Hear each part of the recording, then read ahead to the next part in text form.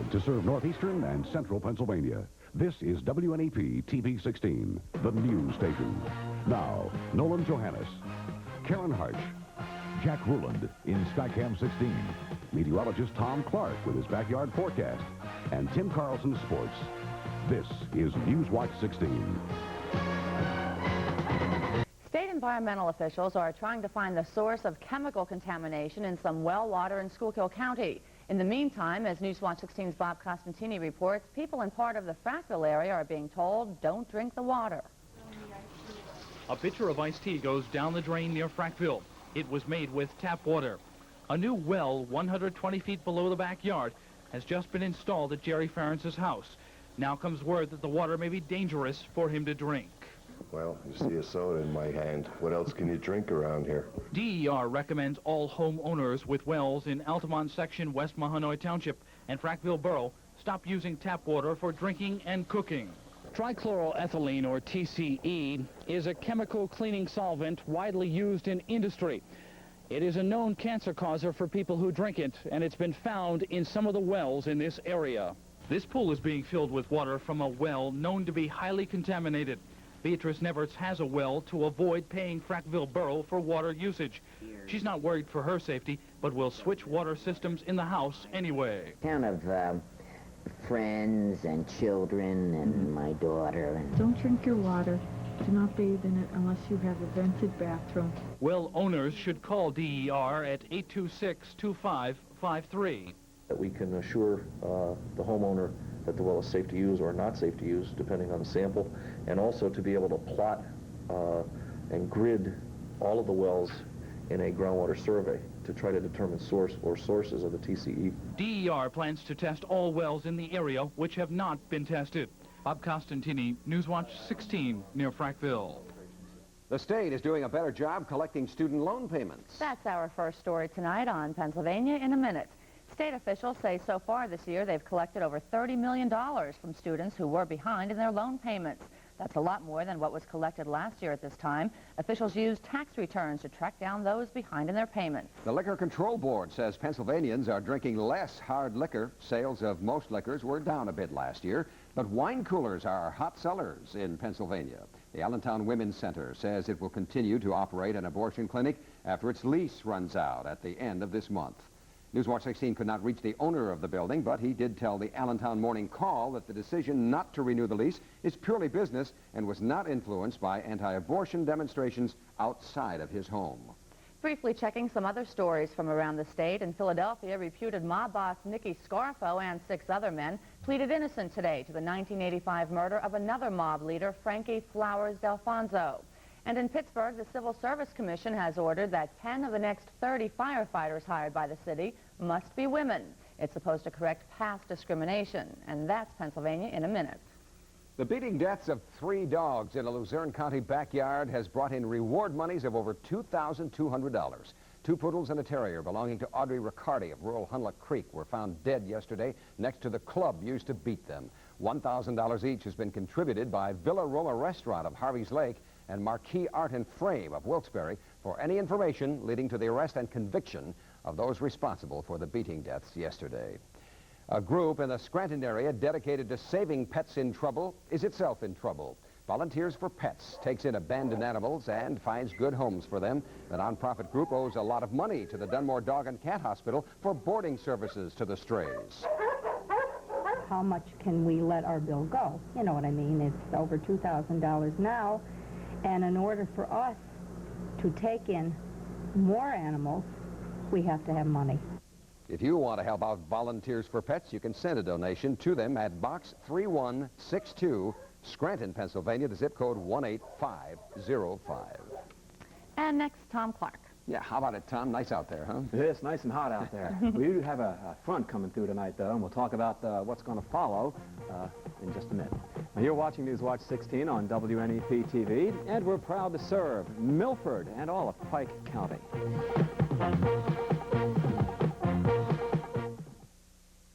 Celebrating a tradition of family savings on our 30th anniversary. For years, we've been bringing our customers quality, selections like you don't see elsewhere, and really low prices. Years ago, the kids we saw moms shopping for, now we see those kids shopping for their kids. That tells us our customers count on us. We've become kind of a family tradition, and that's something to celebrate. Check us out. Franklin's Family Restaurants believe that one delicious turn deserves another. So for a limited time, when you order any Franklin's dinner with soup and salad bar, you'll get a slice of strawberry pie or ice cream cake free. Just think, your choice of any freshly prepared meal plus our soup and salad bar, and just when you think it's over, you get a cool slice of strawberry pie or ice cream cake absolutely free. Come on in, because at Franklin's, one delicious turn deserves another. You're gonna love it. How hot did it get in our backyard, Tom? Close to 90 today, Nolan, but at least there was a breeze blowing this afternoon, and that helped a little bit. We do have a wind shift coming later on tonight, and let's begin now in Pike County, our proud-to-serve town. Kyle Razor tells me 88 in Milford now. And out in Wilkes-Barre, Bob Loftus tells me 89, and in Renovo, northern Clinton County, Joe Cavalieri checks in with 86 in sunshine. Next, a view today of the beautiful Delaware Water Gap, where the Delaware River slices through Kittatinny Mountain. That's I-80 in the distance there. We have in the backyard now a temperature of 88 with a humidity of 49%. Kind of humid. The wind west at 9, and the barometer is falling from 29.96. High temp here today is 88 degrees, 64 the foggy low this morning. 99 degrees, the record high set back in 1911. Record low 1 year ago today, 46 degrees, but it popped up to 77 in the afternoon. Here's Skywatch 16's live Doppler radar out in Center County. A light patch of blue and some green out there indicating a heavier thunder shower, and some thunder showers north of Elmira in that area. But elsewhere across eastern Pennsylvania, no showers at this very moment. Here's the cloud photograph, and you can see a leading edge of cooler air, this stripe of cloudiness here. The wind shift line, the cool air, tends to lift or plow under the warm, moist air, and you have lifting and a band of clouds, showers, and thunderstorms now in Ohio, up across New York State. 98, the high today in Philadelphia, but behind the front, in the middle 70s this afternoon across the northern part of Michigan. And this front will get here later on this evening. 8.7 inches of rain yesterday at a place called Dalton, Nebraska, as the cold front moved on through. 33, the nation's coldest temperature today in West Yellowstone, Montana, and 90 was the morning low at Phoenix, Arizona. For tonight, scattered rain, like widely scattered rain, as the front moves on through. A couple of showers here and there, but I think most places won't get a shower overnight tonight. At about the 11 o'clock position from the moon this evening, you should be able to see the planet Saturn after 9 o'clock tonight. Temperatures dropping off into the low and middle 60s overnight tonight, and the wind will be shifting, coming out of the north after midnight. Tomorrow morning, the sunrise time is 6:02, and the sun sets at 8:16. So for tonight, a few widely scattered showers coming through. No severe weather is anticipated overnight tonight. 78 tomorrow, partly sunny skies, cooler. Thursday looks good, 79, back into the lower 80s on Friday, and the weekend's looking good at this point. We'll take it. Thanks, you got it. Thanks. Coming up, Tim Carlson on the Sports Watch with a baseball pitcher getting caught in the act. Plus a Little League pitcher whose act is bringing her some attention.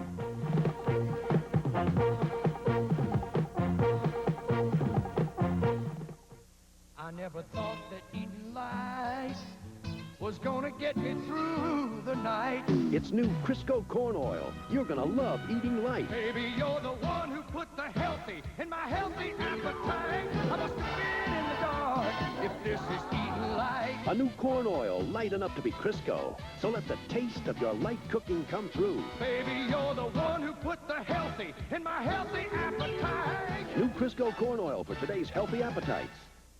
From entertainment tonight to the President's inaugural ball, the Ron Furr Show has been receiving rave reviews around the country. Enjoy an evening with a spectacular entertainer. Here is new single, Hey Jennifer Ann, favorites by Tom Jones, Neil Diamond, and then thrill to Ron's tribute to Elvis. See the music and motions of the King come alive as Ron Furr dazzles you with his charm and extraordinary voice. The Ron Furr Show and a tribute to Elvis, an evening to remember.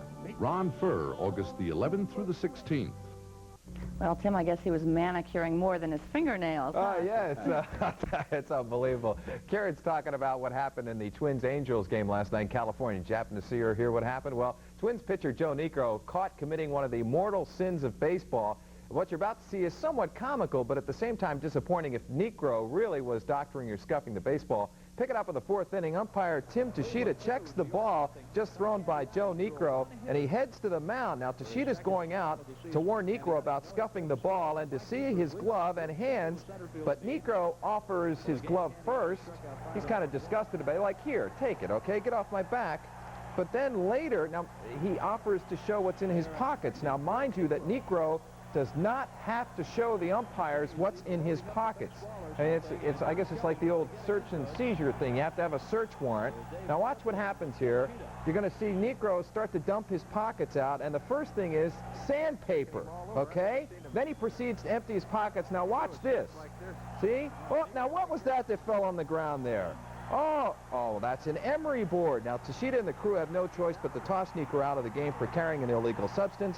He faces a 10-game suspension and a possible fine. Niekro says he's been carrying the sandpaper and emery board with him to the mound for 15 years to file his nails. So what do you think? Was Joe Niekro doctoring the baseball? After all, scuffing the ball and throwing it in a knuckleball fashion does make it dip and dart and do crazy things. However, knuckleball pitchers such as Joe Niekro really throw the baseball by digging their fingernails into the ball, and filing nails frequently is essential. So maybe he did have the emery board in his pocket for that purpose. Nevertheless, I agree with the umpire's action throwing Niekro out of the game, and I agree with the suspension by the American League president and baseball commissioner, because I think no pitcher should be allowed to have any kind of foreign object or substance that could be used to doctor a baseball in his possession while on the field. Now, if Niekro wants to file his nails, let him do it between innings and then leave the emery board in the dugout. Sorry, Joe, but guilty or not, scuffing the ball, or whether you did it or not, it's still a no-no having the emery board out there. All right, and the sandpaper, no less. All right, we're going to stay with the subject of baseball pitchers today, only this time a pitcher who's not in trouble with umpires, not in the major leagues. As a matter of fact, who's not even a man or a boy, but rather a girl. Now, girls playing Little League baseball is no big deal these days, but a girl Little League pitcher, well, that's a different story. And that's the story Albie Oxenrider has for us about 12-year-old Cindy Lipo. In 1984, Victoria Roach made news by becoming the first girl to play in the Little League World Series. That same year, Cindy Lipo of Swoyersville played her first Little League game. But the stories of these two young girls were dramatically different. While Victoria Roach fought for a championship, Cindy Lipo fought for acceptance. He came home one day and said, Dad, I want to play ball. And geez, Cindy, I don't know if they'll let you. So, you know, Coach said, yeah.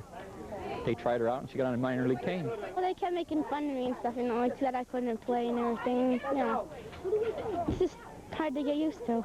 Getting used to Cindy has come easy for her teammates over the past 4 years, and no wonder. This year, she was the winning pitcher in half of her team's regular season wins. She also had a no-hitter. But even still, some opponents are skeptical. Well, I forget what game it was a while ago that they kept making fun of me because I was a girl and they didn't think I could pitch, and everybody got up to bat and they just couldn't hit the ball. And, you know, it just made me feel good. So as it turns out, this is Cindy's last minor league game, because for only the second time in 13 starts, she comes away a loser. But now it's on to bigger and better things, and next year, possibly teener ball. Do you think she'll move on to teeners next year? I really don't want her to, but I don't know. I'll leave it up to her. But I'd rather see her win the girls' softball. As you look back over 4 years, would you do it any differently? Nah, not really. I think the last 4 years have been pretty good. Albie Oxenrider, Sports Watch 16, Wilkes-Barre. Cindy looks just like her mom. Whitehaven tonight for the Instabat, 7 o'clock at the Little League field. We're going to have a good emery time. board? Nolan, could you? No, I don't have one. I'm sorry. It's in my pocket. Thanks, Tim. Still ahead, what's the big deal about paving a road? It all depends on how long you've been waiting for the blacktop.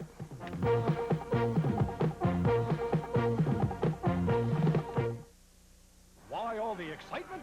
Because the best newspaper in northeastern Pennsylvania, the Times-Leader, will soon be available Sundays. But you won't have to do anything. You won't have to go anywhere. And you won't need more money. Because to 6-day subscribers beginning August 9th, the Sunday Times-Leader will be delivered right to your door at no additional cost.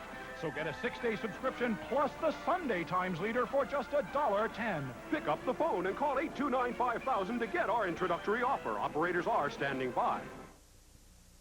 Finally tonight, paving the way for a page in Wilkes-Barre Township's history. As Newswatch 16's Mark Davis reports, for the first time, rear Nicholson Street has a new coat of blacktop. I never thought I'd see the day that... Rear Nicholson Street in Wilkes-Barre Township has never been paved, despite years of fighting by the people who live here. Teresa Cush has lived here about 4 years with her husband and has been fighting about that long. And call one person after another. I didn't know the names of all of them. Finally, we got a booklet of all the councilmen, and I was just kept calling until finally they even come after and checked it out, and we got it, and now finally we're getting the road in. The road has been around by most estimates at least 50 years. It was once used by coal companies for transporting coal, and in fact may still be owned by a coal company. This paving project had been scheduled last year and then had to be rescheduled for this year for several reasons. But the main reason really was the money end of it, for us to find the funds and get the funds to make it payable, to be able to pave it, along with other streets in the township.